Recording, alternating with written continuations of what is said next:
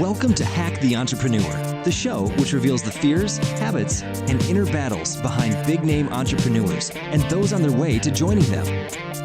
Now here is your host, John Naster. Hey, this is Hack the Entrepreneur. Thank you so much for joining me again today. Before we get started, I have a disclaimer for you.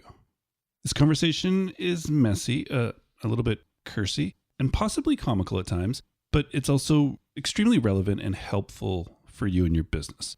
From the very first question, you're going to see that this goes completely off the rails, but here it is. I'm giving it to you in all of its unedited glory. My guest today is a triple Pisces, marketing and growth coach, and a smart entrepreneur. She is the founder of IttyBiz, where her and her team turn smart, quirky people into smart, quirky entrepreneurs. She's been coaching and teaching online marketing since 2006 and has been featured in major outlets such as Forbes, Cosmopolitan, and USA Today. Plus, her email newsletter has attracted over 50,000 subscribers from across the globe. Now, let's hack Naomi Dunford. I want you to tell me, and to be honest, does your website stress you out? I absolutely love the power of WordPress, but I have to admit that choosing the right hosting, the plugins, the themes, all of that, there's a ton to think about. When all we really want is a website that's fast, secure, and just looks really good. I want to introduce you to StudioPress Sites. It's the answer to all of your website headaches. StudioPress Sites is a proven solution that gives you the ease of an all-in-one website builder, but with the flexible power of WordPress. It's perfect for bloggers, podcasters, and affiliate marketers, as well as those selling physical products, digital downloads, and membership programs. With StudioPress Sites, you get the ease of that all-in-one website builder. You get the absolute necessity of having a mobile-friendly site done for you. There's 20 mobile-optimized designs included in your account. You're going to get smart content and included SEO tools, from keyword research to patented content analysis and optimization technology, plus trusted plugins and easy setup and testing, including one-click install of all their included plugins. There's zero hosting hassles. This is one of my favorite parts. You sign up and you're set up in minutes without the hassle of installing WordPress, buying a theme, or sorting out the best plugins. Plus, included security and maintenance features that keep your site safe and fast.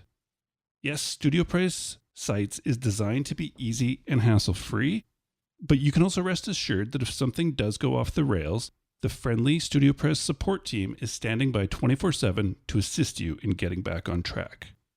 If you're ready to see for yourself why over 200,000 website owners trust StudioPress, the industry standard for premium WordPress themes and plugins, just go to studiopress.com/hack. Check out all the innovative features today. And as a Hack the Entrepreneur listener, you're going to get your first month absolutely free. Once again, that's studiopress.com/hack.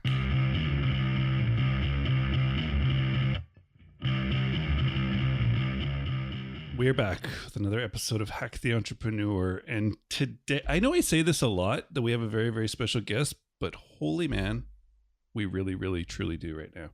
We really do. We really do. Welcome to the show. Thank you. I'm so damn happy to have you here. Thank you. I'm happy to be here. Cool. Can I ask you a question? Yeah, sure. How long have you had this show? 2.5 years. Yeah. Oh, I see. Oh, wow. I was thinking the same thing. I was thinking the exact same thing. I have no idea how you haven't been on here earlier. Yeah, me neither. But if you had been, then we wouldn't be doing this right now. Unless you had me back because I was so great. This is true. All right, Naomi, let's jump into this. Okay, let's do this. You are a woman who wears many hats, I believe, but today we're talking to you, the entrepreneur. Sounds cool. Naomi, what is the one thing that you do that you feel has been the biggest contributor to your successes so far? I hate that question. I know. I know you do. I was thinking about this last night. It's like, I know she's going to hate this question, but she's getting it anyways. I was like, should I change the question? No, I'm not changing the question for Naomi. Okay. No, folks at home, can I tell you a little story? Okay. How these interviews work is that John, 2.5 years too late, asks you to be on his show and you say yes. And then he sends you like a little intro pack thing with some ideas as to like what you're going to talk about.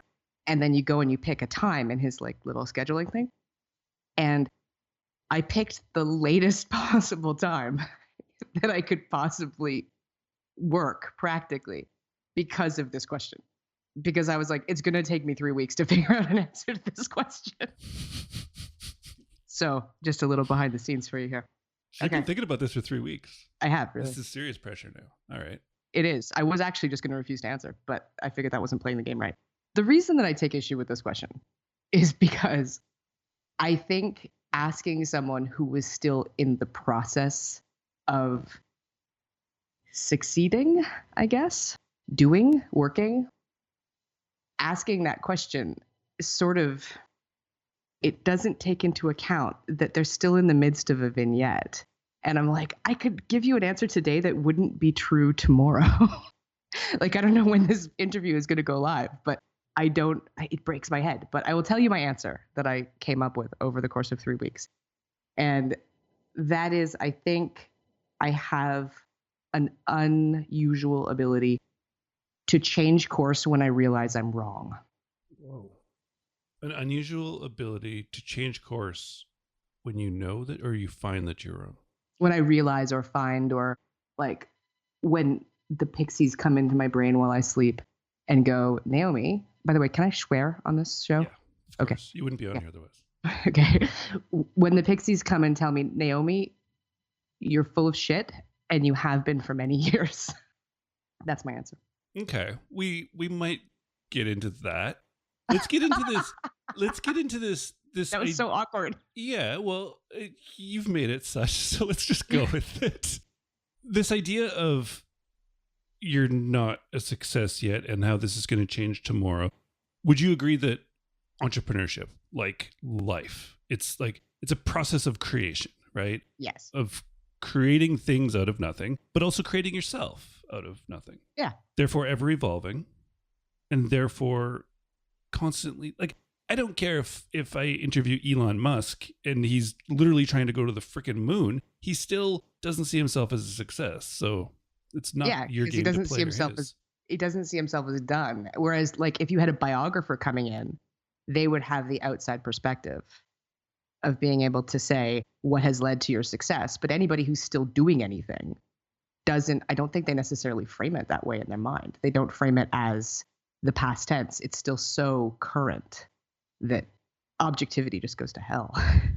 Right. So is your issue with the question the fact that it's putting it's that success in there, that word that you don't like, and seeing yourself and identifying as that, or is it like really putting yourself in this time and place?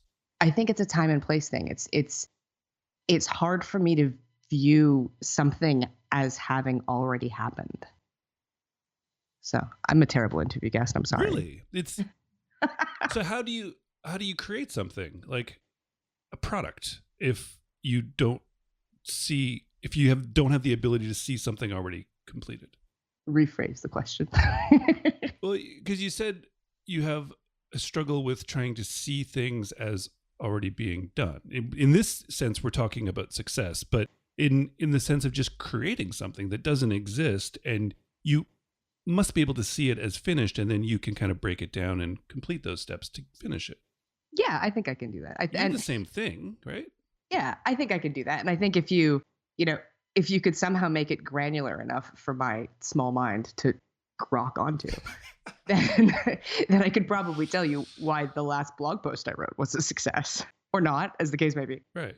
But no, I understand the point of your question, and that is the answer that I can best arrive at. Unusual. That was my attempt to play the game. Unusual ability to change course when you realize or find that you are wrong. Fair enough. And adapt and not get sort of knocked off course or like hiding under your covers for the next 2 weeks because you found out you were wrong. Yeah, exactly. I have a very rapid process of just, it's like I process how completely and totally wrong I was about something, like Instagram or teleseminars or Facebook ads or whatever. And I just like super rapidly process that I was completely full of shit. and then I could just move on very quickly. And I think that, yes, I like the way you said that.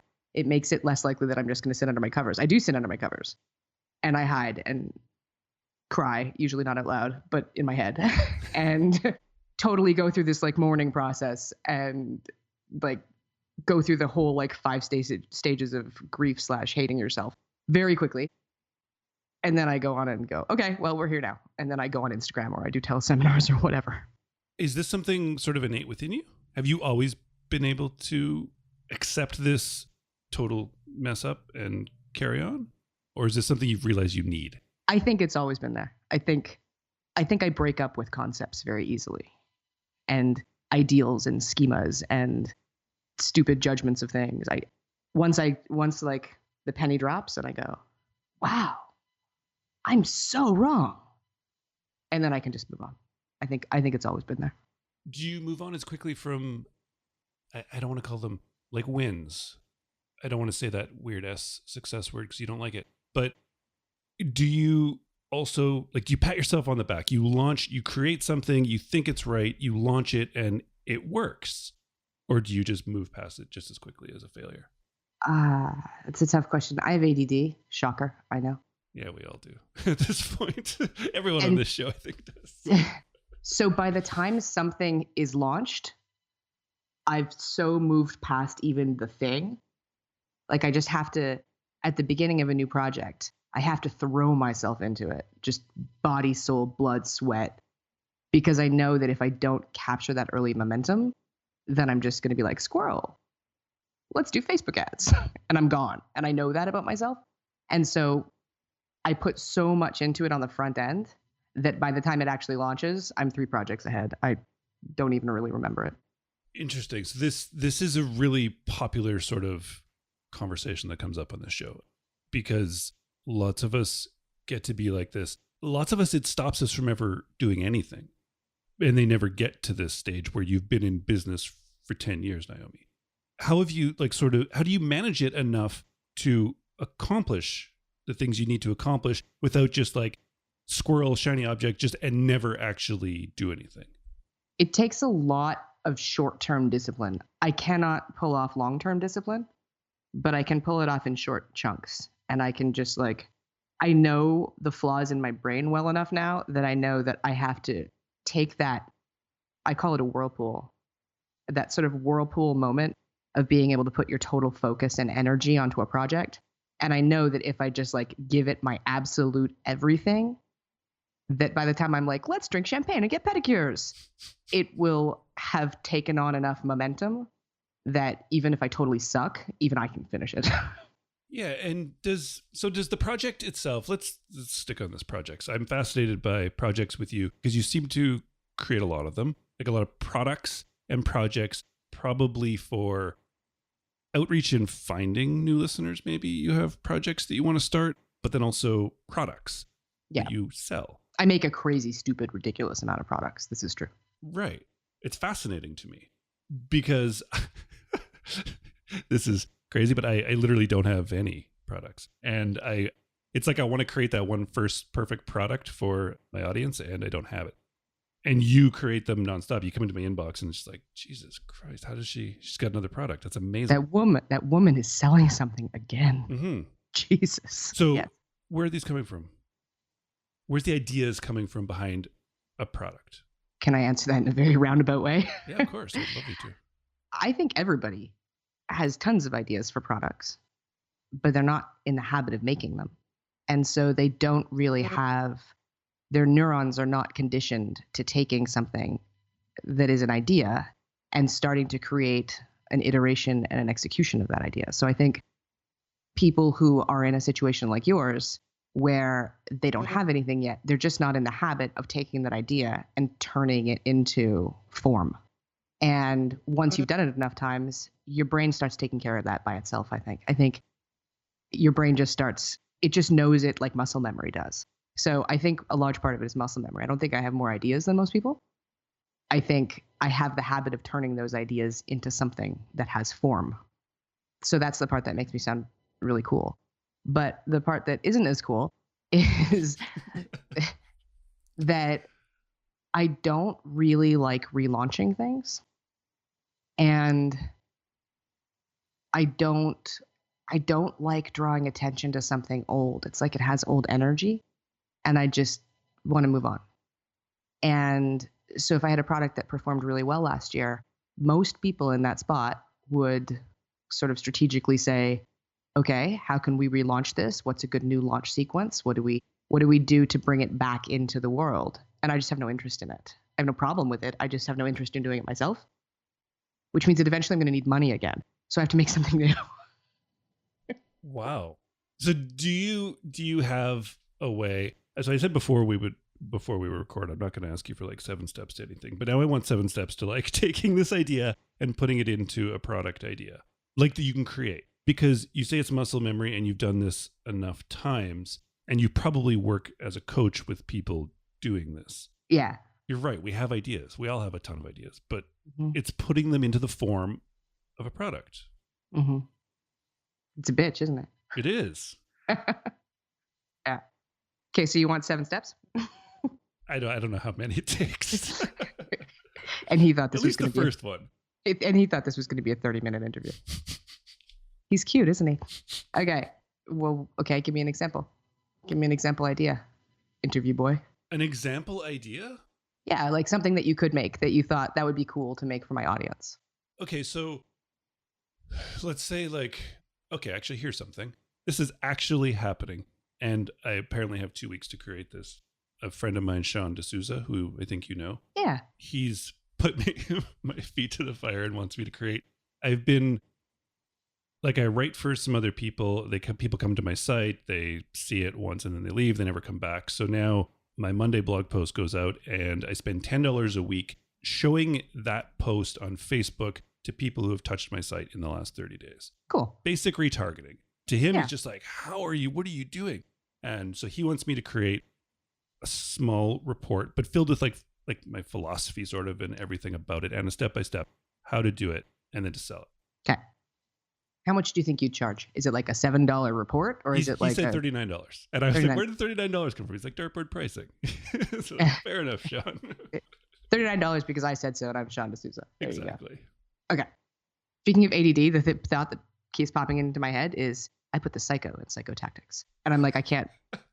I'm sorry, Sean. I didn't mean it. It's just popping into my head. I can't not say it out loud. I'm sorry. I have outbursts. Okay. Well, what you do is, first of all, you commit to sitting down and doing it. And you take it out of that mental fog of, I don't know, and I suck, and it's hard, and I don't know what to do. And you just sort of like put that aside for the minute and you go, okay, I can go through that mental belaboring of my own self-doubt later. Plenty of time for that. Exactly. Life is long. There's plenty of time to self-obsess. So we'll just put that aside and we can pick up the raging self-doubt later. And you sit down and you just sort of create the first stabs at order. You take your idea and your crappy, ill-formed philosophy of how it might come together. And you say, okay, and you just write it down. And very much like Anne Lamott, I think it's Anne Lamott, talks about the shitty first draft. Maybe that was Nora Roberts. I don't know. Stephen King, Donald Trump. I don't know. Some person. And you just like dump it on there and it looks stupid. And then you're embarrassed and self-conscious and you think that you're a moron for putting these fragments down and calling them an idea. And then you stay with that process long enough to turn the fragments into something greater than that. That's it. That's where we fall off. Yeah. Staying with it long enough to do it. Yeah. Willing to admit that it's going to be kind of just a mess at the beginning. Yeah. Stick with it long enough. Yeah. And I would actually add, we often say a mess and we hear people like who have done what it is that we're trying to do. And they say it's a mess because in their head, that's what it is. That's the only word they can use. The reality is, especially for somebody who's new, it's less likely to be a mess and more likely to be blank. And so I think we go into it prepared for a mess. And so we make our little mind map. I make mind maps the old school way that they taught you in like 4th grade, where you write a word in the middle. So like I'm doing a product right now on how to run a sale.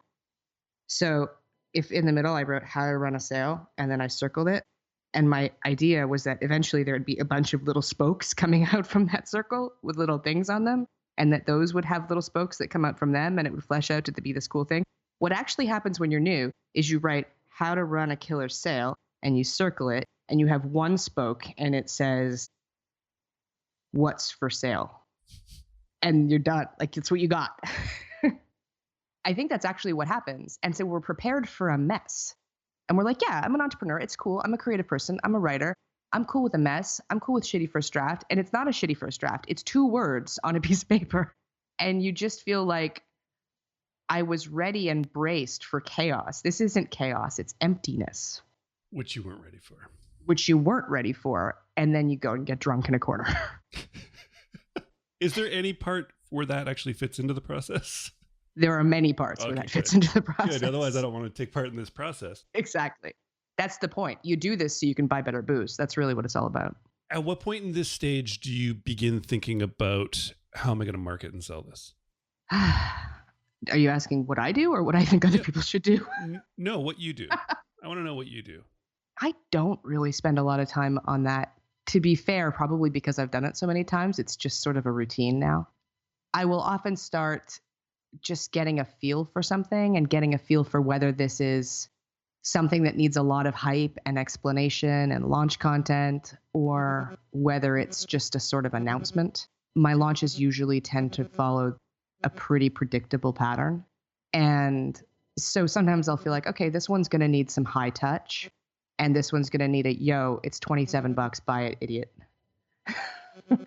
So you kind of look to see what the feel of the product kind of lends itself towards.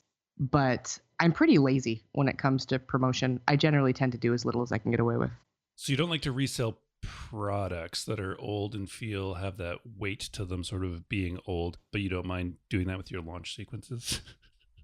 It's a launch. Me, Naomi? A launch process, cool. Not a launch sequence. I'm not going to send you the same email. Right. Okay. But my launches are usually around the same length. They usually have around the same number of contact points. I have a pretty standardized process at this point, which on a level is done because it's strategic. This seems to work, and it seems to work fairly consistently. And when I remove this element, I lose sales, and when I put it back, I regain them. So there's a strategic component to it, and there's also simply an economy of scale. It's just easier to do it the old way. So for a product that's not super expensive and super high touch, you're figuring, and you can do this standard way. Is your sequence for launching 7 days or like 14-ish? Depending. I'm trying to think of how long it's been in my inbox that I see the offer and it's in there somewhere. More often than not, it's 8 days. 8 days. Yeah. Tuesday to Tuesday or Thursday to Thursday. Wow. Tuesday to Tuesday. I like that. So, okay. So this is kind of fascinating. Fascinating. Can we give this? Can I quote that as a testimonial? I'm going to put it in my header. IttyBiz.com. Kind of fascinating. Well, you've this is not how these interviews typically go, but from the very first question, you've set the standard of this is not how it's going to be. So I'm never going to be invited back. Well, you might. Okay, so the next part is, I was expecting you to answer with the marketing portion, because you're a marketer, that you were going to give me one of those answers like, I don't even start creating a product until I know how to market it. You know, you've heard that before. I have. And that's not you. No. If it's something easy, not high touch, you know the pattern afterwards, and you're not thinking necessarily about that process before even creating it. No. And to be fair, I have an incredibly privileged situation on my hands. Let's not lie. I have a very loyal list. People love you.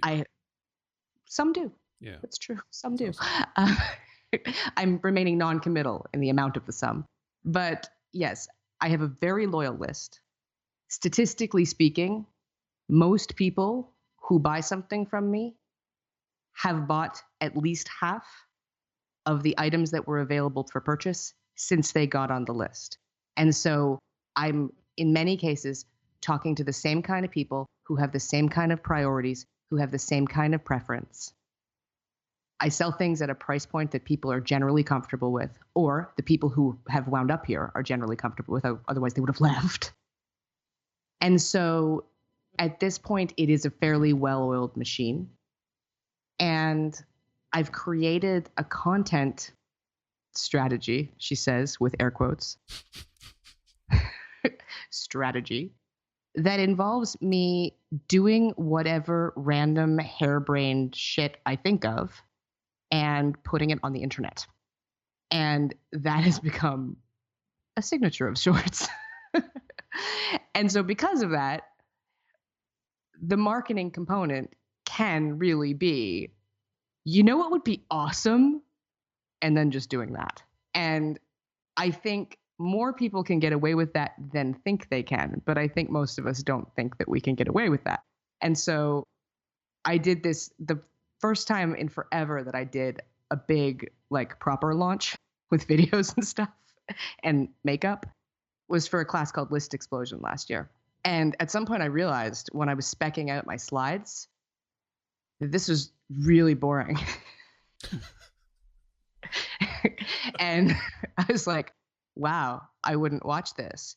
And so I decided that we needed a co-host who was a cat, and his name was Mr. Fluffkins, and he just interjected whenever it started to get potentially boring by basically hurling assaults at me or narcissistically talking about himself. And I was so enamored with this idea that I just ran with it. And Fluffkins got progressively more narcissistic and more vulgar, frankly, as the series went on. To the point where at one point I was making I think it was the last video. It was like 3 a.m. and I made the most off-color joke, which I will not repeat. And I was like, even you can't say this, Naomi. And I was like, yeah, sure I can. And that becomes the marketing strategy. The marketing strategy is, you know, it would be hilarious. And then I make that. Wow. And then you sell that as, it's not just like explode your list. It's literally like you and this Fluffkins cat, probably. Yeah. Me and a stock photography cat talking shit about each other. And that's the launch sequence, really. And then looking at your store on your site, there's 6 products for sale. That product doesn't exist on there. No. Do you literally just make a new one and I only have 6 on my store at any time? The oldest one gets taken off. That store went up about 6 weeks ago. Oh, okay. For, I don't know, for the better part of the time that I have had a website, I have not had a store. I make a product, I sell it, and then I tell myself I should really put that in a store later and repeat in 3 to 6 months. So I probably have between 30 and 40 maybe products that are just sitting on mine and a few people's hard drives out there in the world. Some of them I can't even find. And yeah, this store is new. It's one of those things that I realize that when I'm going to talk about things like passive income, I should probably at least appear to be making passive income myself. So I finally, after many years, said, perhaps you should put the store back up. And I did about 6 weeks ago. So before you would just sell the product during this launch, this 8-day typically launch, and then literally just that was it. That was it. Oh. Do people buy from the store? Yes. Wow. Just putting it up there. It's amazing. Like, you put a product with a sales page in a place called store or shop, for example, and you get traffic to your website, and a certain percentage of those people click on the store, subsequently click on products within the store, and then some of those people send you cash. It's a beautiful thing. Are these your best-selling products, though, or are these literally your last 6 products that you chose? They are more recent because there has been a very distinct style change in the products that I've made over the years. I've stopped being such a lecturing, pompous ass and have made things a lot more accessible and usable as opposed to just lecturing about theory for hours on end. So these are the more recent, more modern, less lecture, more practical, usable products. Worksheets, templates, yeah, workshops, yeah, in 60 minutes. Stuff you can do in an hour or so. Very consumable. Mm-hmm. And then there's this Chris at IttyBiz. She'll help you if you have questions. Chris is part of your team? Yeah. Is she your team? Do you have more people? We have more people temporarily. We used to have more people than that until I realized I was ludicrously overstaffed. Fair enough. What does everyone do? Graphic-y stuff, techie stuff, things that are in many cases completely above my head, and I'm not even entirely sure what they do. But I have some good people that I can sort of give them a vague sketch of my eventual iteration, and then they come back with something that looks a lot like that, and I'm a little hazy on how we get from A to B. Wow. So you are then just the creator. The content, I'm assuming, is still you, and the products are still you. Yeah. The copy is still you? Yeah. Always. Although I'm talking to a copywriter tomorrow. Really? First time ever. Why? What's bringing this up? Well, because I was on Twitter and I saw a link to a blog post, and I'm trying to steal other people's links to blog posts so I can fill my own co-schedule with them. And so I'm just rampantly, ragingly consuming as much content as I possibly can. And I found this thing just to look at it to see if I could retweet it. And within about 15 seconds, I was like, okay, whoa, she's really good. And that doesn't usually happen with copywriters, because usually copywriters are really copywritery. And that doesn't fit my style very well. So I saw this and I was like, well, I'll talk to you. So who knows? Maybe I might, for once, not write my own copy. Wow. We don't know who she is, though. I can't tell you. Okay, fair enough. I didn't think you would. Otherwise, you probably would have by now. Yeah. You're good at this after all these years. You're starting to get a sense, I think. So what else do you want to talk about, Naomi? I don't know. What do you want to talk about? This is your big Barbara Walters moment. I want to talk about digital nomadery and travel while working, because this is something that you have thought about for a long time. You've been in business yourself on the internet, where you don't have to be in any certain place at any time, for 10 years now. It's a long time. Tell me about it. I believe recently you've just given up the apartment in your city and decided to go. Yeah. Where have you gone? I have gone other places in Canada, folks at home. If you're thinking of any kind of digital nomad-y kind of lifestyle, Canada's very cold. And there's a lot of snow. And all of the blogs that you might read about being a digital nomad or location independence, like John and I were saying before the call started, everybody's in Chiang Mai. You may want to follow them. There's a reason. There's a reason they're in Chiang Mai. So I bummed around some places in Ontario. I bummed around some places in Quebec. I did a lot of travel in the States in the fall of last year. And I have relatives in Europe. I'm probably going to go descend on them for a while. In Europe? Yeah. So is digital nomadery everything you expected it to be? No. No, but I don't think I really had my eyes wide open going into it. So I really think that's more my fault than the lifestyles. I think if you put something on a pedestal for too long before taking action on it, I don't think it's ever going to be what you think it's going to be. Just because you put it on this pedestal to such a degree. People get like that about business, right? Like they think, oh, when I have a business, it's going to be so awesome. Yeah. Kind of. Sometimes. Parts of it are. Parts of it aren't. Exactly. It's kind of like life, really. Yeah. So no, it is not what I expected it to be, but that's more my fault. And the more that I actually try to think consciously about it, instead of being like, I'm homesick, I miss having a house, I start thinking, okay, what would Tony Robbins do here? Well, like, as opposed to simply moping, could you consider perhaps having a more solutions-oriented approach? And the more I actually think of isolating, why isn't this my Disney princess dream? And what perhaps could I take some personal responsibility for making it better? It's amazing how much better it gets. Right. And it would have been probably boring as hell if it had been everything you expected it to be. Yeah, I'd also drink a lot. There you go. Because that's what it is, right? It's like beaches and booze. Beaches, booze, but also there should be some business in there, I'm assuming. Why do you have to bring up such a prosaic topic?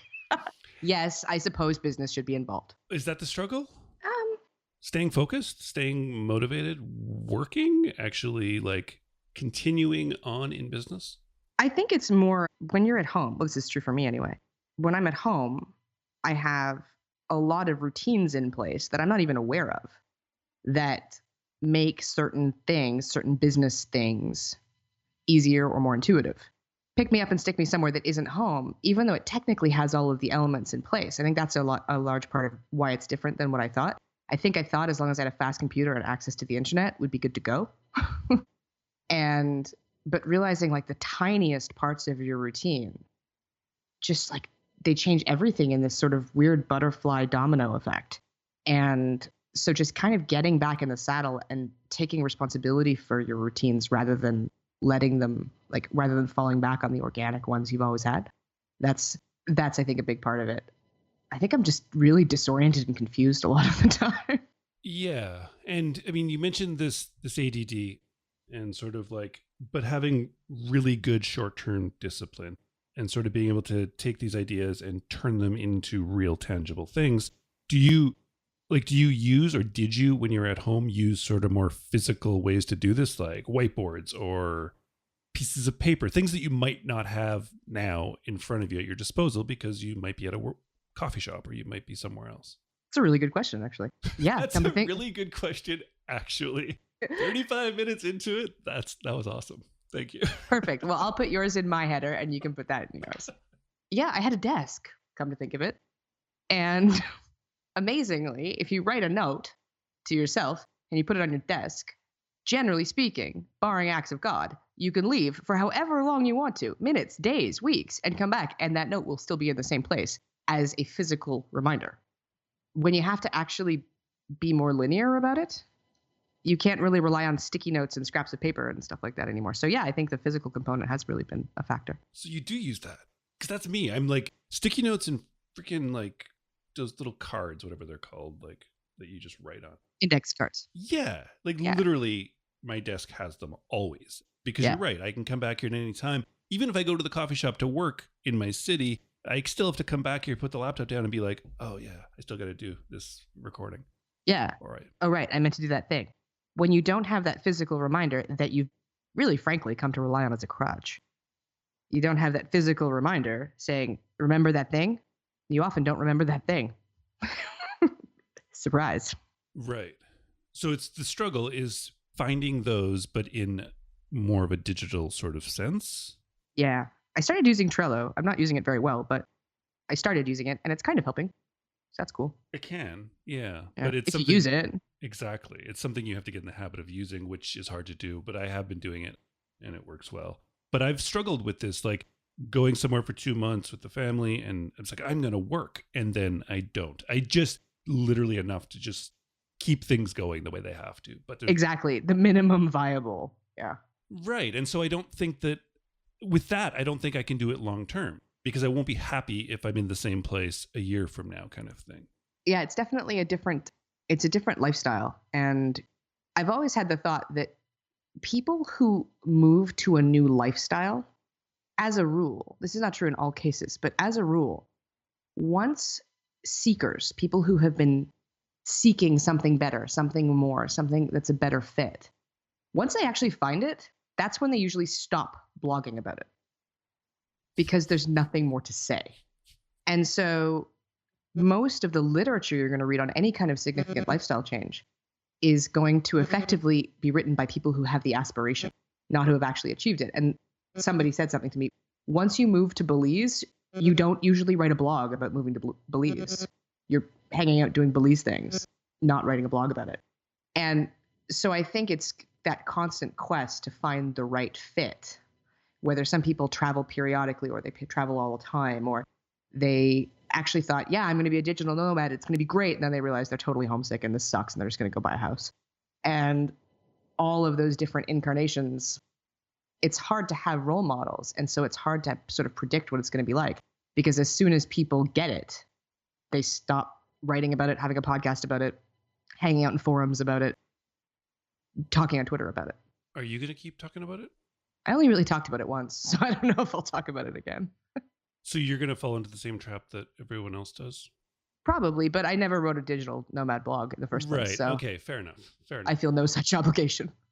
Right. Except it's fascinating. And it's fascinating to, especially if it's not all roses and you admit that, which typically is what you do. Most people, I think it goes contrary to, if you wanted something so bad and now you get to achieve it, you don't want to say, actually, this is terrible. Or more accurately, this is terrible and it's probably all my fault. It's terrible. That's probably because I did it wrong. Yes. Exactly. Now, most people are not really inclined to say that. Exactly. All right, Naomi. Well, speaking of going places, I guess we should go somewhere. All right. I want to ask this one final question that I ask everyone, but I I feel like you're not going to answer it. Probably not, but you've got a good eye for pattern recognition. So, IttyBiz, we haven't even really talked about it in passing, except for like your store, products, and the fact that you've been doing it and coaching people and helping people, small businesses mostly, for nearly 10 years. Mm-hmm. Could you now sort of tell us a bit more about it? Give us sort of the pitch, why Yeah. people should go check it out? You're so right. I don't have an answer for that. All right. Well, that wasn't even the question. This was literally just like... Jesus. That was just the warm-up? Okay. No, I'm not asking you the question. You're not going to answer it. But I at least want to know what the question is. I want to know what I'm not answering. Okay. It's a long one. Okay. This idea I'm working with, calling the entrepreneurial gap, which I think you would have a great answer for if you would humor me. But this idea of us as entrepreneurs, creators, dreamers, whatever, we're always, I think, projecting our personal successes into the future. So no matter what we accomplish from the outside, you look like you're kicking total ass. But to you, it's in 1 month when you get to hit Europe, or 6 months when you hit that other metric. That's when maybe you'll start to see yourself as successful. Yet you and I both know that you're going to set bigger things into the future at that moment. Mm-hmm. And so you end up in this gap where it doesn't matter what you accomplish, it's always in the future, and it's never in the future. So I would just like, if you could, Naomi, stop, turn around, look behind you. 10 years in business, highs, lows, wins, losses. Just tell me how you feel about it up until today. That is a good question, and I will actually answer it to break from my pattern. What do you mean by how do I feel? Like, what do you like? Like, do I feel I've succeeded? Do you? No, it's literally just a reflection on all of it until now. Not where you're going, not what you want to do, not what you wanted to accomplish. Just, I don't know. It's life, it's business, it's creation of you and other things. How does it feel? What you've been through? It feels awesome to have kind of come of business age during an era that was so fertile for it. It's really, really exciting, no matter how jaded and cynical I get, and I do. It's really exciting to be in business now and to be at a sort of sometimes front lines, sometimes bleeding edge, sometimes pulling back from that, but realizing that things are changing and becoming possible so quickly, and things that my parents and grandparents never could have done, I can do in minutes. And it's just really cool to be able, like we were talking about earlier with projects and things, to be able to look back and go, wow, all those things that I thought of doing, and I mean like at the very micro level, I wanted to write that book, I wanted to do that website redesign, I wanted to be on a podcast with John Nastor, that I could just do it. And that I did. And you look around, you're like, wow, done some pretty cool shit, actually. You have. That's a good answer. I thank you for it. IttyBiz. This is how Naomi says it in her sidebar of her website. Hi and welcome. I'm Naomi. I turn smart, quirky people into smart, quirky entrepreneurs. Come play at IttyBiz because better mindset equals better marketing equals magic. Sorry, better mindset plus better marketing equals magic. That's IttyBiz. I don't even know how long I've been reading IttyBiz. Probably for 8 years at this point. It's been a long time. I'm really, really, truly happy that you finally decided to stop by. I just asked, didn't I? Jeez. I'm not even going to comment on that. But it's been fun. And this conversation went differently than most, but it was fun. It was damn fun. And I thank you for it. I'm kind of afraid to send traffic to this podcast because people will hear this and go, I'll never get asked to another podcast interview again ever by anyone, let alone you. I think you will. Oh, maybe. You just these aren't the worst kind of interviews at all, or the worst kind of answers to questions. Even when you're telling me you're not answering the question, the worst kind of answers are the ones where you're almost answering it before I'm done asking it because you think I know what I asked you. You don't care, and you're just like, I already have this one, and it's like, oh my god, we're not playing politician here. I'm trying to have a conversation with you. Yeah, I guess they have their own little PR department at the IttyBiz level, which must be really expensive. We should probably have compassion for those people. Okay, cool. All right, ittybiz.com is the website. Naomi is on Twitter, probably way too much, but she's at Naomi Dunford. And Psychotactics is Sean D'Souza, who we were talking about. That's his website. A link to all three of those things in the show notes of this. So when you're done walking, jogging, working out, whatever it is you're doing right at this moment, they'll be there on Hack the Entrepreneur waiting for you.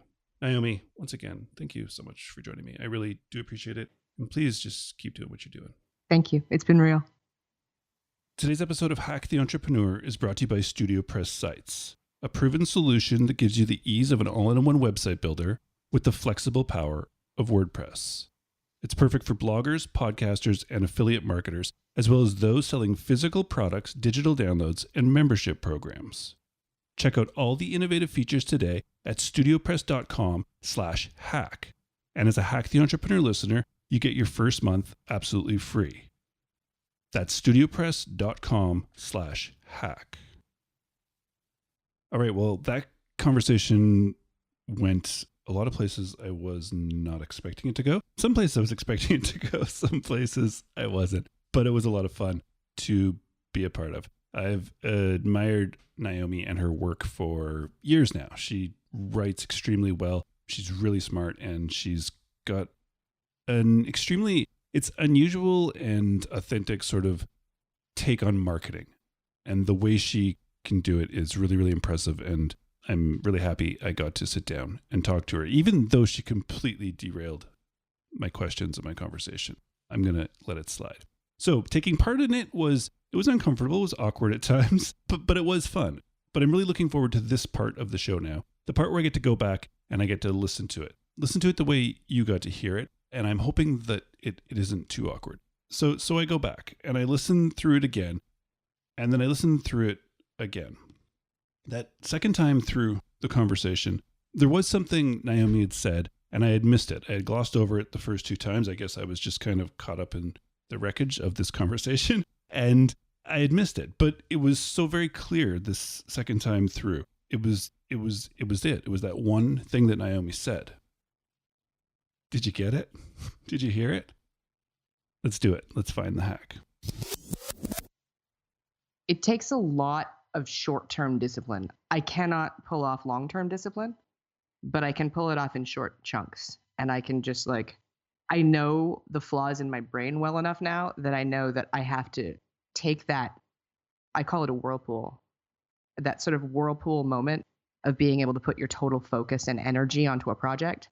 And I know that if I just give it my absolute everything, that by the time I'm let's drink champagne and get pedicures, it will have taken on enough momentum that even if I totally suck, even I can finish it. And that's the hack. Naomi. This is good. I love this. And I know that you out there listening you probably get a ton from this too. This idea of, it takes a lot of, the key here is short-term discipline. And so if you can focus, that whirlpool moment that Naomi talks about, if you can stay focused long enough. So I love that she has the clarity and sort of the self-awareness to know her downfalls. It's why I love to ask people what they're good at and what they think they're terrible at. Because you need to know these things, not necessarily so you can change them, but so that you can work around them and through them and over them, whatever it takes. But Naomi knows that she can get distracted. She wants to go drink champagne and get pedicures, all these things. But she knows that if she can get that whirlpool moment, that absolute focus on what she needs to do right now, that by the time her brain gets distracted with something else, she's already finished what she needs to create and created enough momentum to have it succeed. And to her not to cause a failure of it and to get into her own way. So I love this for that reason. Finding that momentum, making sure you know where your sort of whirlpool moment is, and then allowing yourself or pushing yourself to stay focused for just that amount of time that you need to. We're not talking super long term. I mean, Naomi, in part of the conversation, said that her quote unquote launches for email sequence that she uses are 8 days long. And she knows what works. And so she can pre-write those during that whirlpool moment and then have it extend out so that she can get distracted with champagne and anything else that she wants to.